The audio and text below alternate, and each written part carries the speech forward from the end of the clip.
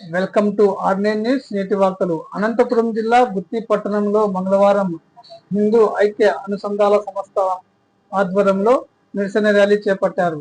పశ్చిమ బెంగాల్లో హిందువుల మీద జరుగుతున్న దాడులకు వ్యతిరేకంగా ఈ నిరసన ర్యాలీ చేపట్టినట్లు హిందూ ఐక్య అనుసంధాన సంస్థల ప్రతినిధులు మీడియాకు తెలిపారు. ఈ ర్యాలీ పట్టణంలోని రాజీవ్ గాంధీ సర్కిల్ నుండి గాంధీ చౌక్, ఎన్టీఆర్ సర్కిల్ మీదుగా తహసీల్దార్ కార్యాలయం వరకు నిర్వహించారు. అనంతరం తహసీల్దార్ కార్యాలయం ఎదురుగా పశ్చిమ బెంగాల్ రాష్ట్ర ప్రభుత్వానికి వ్యతిరేకంగా నినాదాలు చేశారు. తక్షణమే కేంద్ర ప్రభుత్వం పశ్చిమ బెంగాల్లో రాష్ట్ర ప్రతిపాలన విధించాలని వారి సందర్భంగా డిమాండ్ చేశారు. అనంతరం డిమాండ్లతో కూడిన వినతి పత్రాన్ని సంబంధిత అధికారులకు అందజేశారు. ఈ కార్యక్రమంలో ప్రతి ఒక్క హిందూ బాంధవులు పాల్గొని పెద్ద ఎత్తున నిర్వహించారు.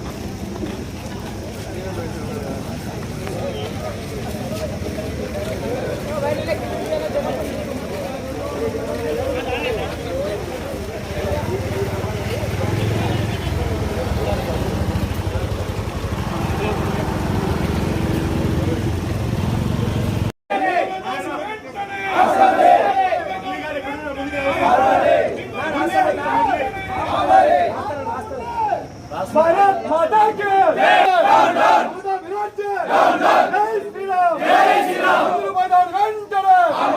भारत माता की जय। भारत माता की जय। भारत माता की जय। ममता बनर्जी ममता बनर्जी पश्चिम बंगाल राष्ट्रपति पालना पश्चिम बंगाल राष्ट्रपति पालना पश्चिम बंगाल राष्ट्रपति पालना पश्चिम बंगाल राष्ट्रपति पालना ममता बनर्जी ममता बनर्जी ममता बनर्जी ममता बनर्जी। గుత్తి పట్టణంలోని గుత్తి మండలంలోని హిందూ సోదరి సోదరుమణులందరూ కూడా హిందూ ఐక్య వేదిక బ్యానర్ కింద వచ్చి వెస్ట్ బెంగాల్లో, పశ్చిమ బెంగాల్లో మమతా బెనర్జీ ప్రభుత్వం ఒక రాజకీయ లబ్ధి కొరకు అక్కడ హిందువులపై జరుగుతున్న ఈ లబ్ధిని ఖండిస్తూ హిందువులందరూ ఐక్యత రావాలి అని చెప్పేసి, ఇలాంటి దాడుల్ని తిప్పి కొట్టాలి అని చెప్పేసి దేశవ్యాప్తంగా, యావత్ ప్రపంచవ్యాప్తంగా హిందూ సోదరి సోదరుమణులందరూ కూడా తెలియపరచడం కొరకు ఈ ర్యాలీ చేయడం ఈరోజు జరిగింది. ముఖ్యంగా మనం అందరం కూడా తెలుసుకోవాల్సినది ఏంటనంటే, ఈరోజు పాకిస్తాన్లో హిందూ అనేవాడు లేకుండా చేస్తున్నారు. అలాగే బంగ్లాదేశ్లో ఇప్పటికీ జరుగుతున్నాయి అక్కడ హిందువులపై దాడులు.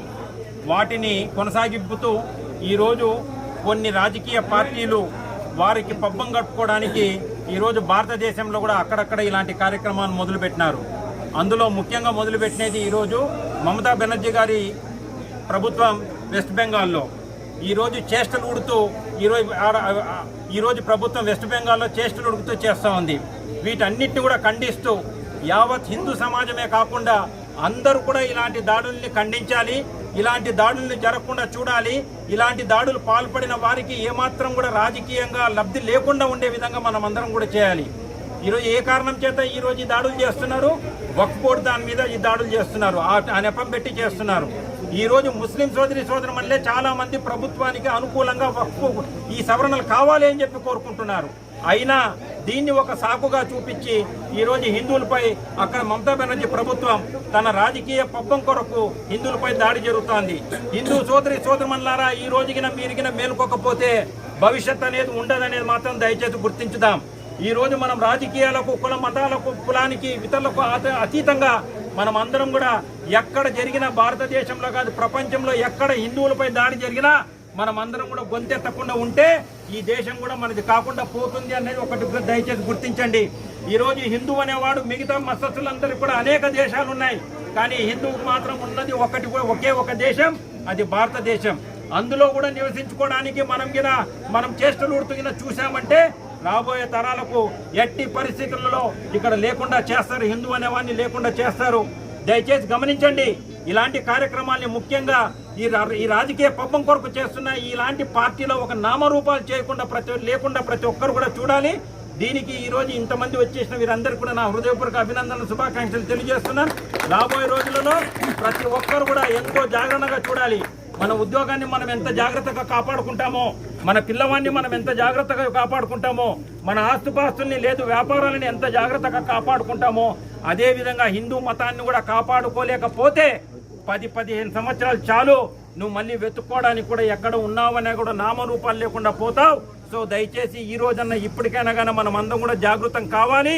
వీటి పట్ల మనం అందరం కూడా ఎంతో దృష్టి సారించి ఎంతో జాగ్రత్తగా ఉండాలని చెప్పేసి కోరుకుంటున్నాను. జై హింద్, జై భారత్.